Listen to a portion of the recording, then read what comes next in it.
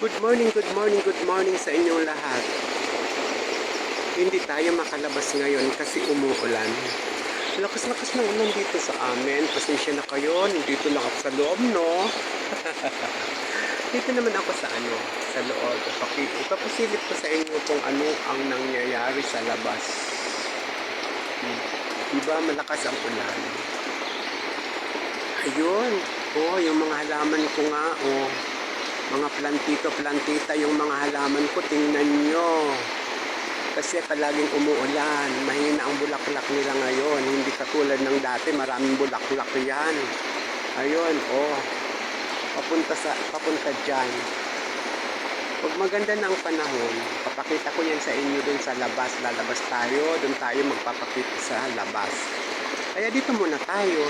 Usap-usap tayo. Pasensya na po kayo kasi ngayon lang ako nakapag-vlog. Busy tayo. Ngayon wala na akong trabaho. Tumigil na ako kasi syempre matanda na ang lola nyo. Dito na lang ako sa bahay. May konti naman akong tinda-tindahan dito. Maliit lang na tindahan. Ito na lang pinagkakakitaan ko. Papasilip ko yung tindahan sa inyo sa susunod ko na vlog. Ngayon, papakita ko lang muna sa inyo na talagang umuulan dito sa amin. Diba? Po. Tingnan nyo, marami bumabaha.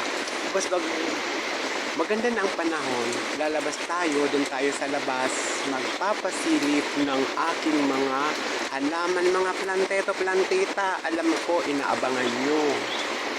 Thank you pala sa mga suporta ninyo, sa lahat-lahat ng ginagawa nyo sa akin. Sana lagi kayong umaabang kasi babalik na tayo sa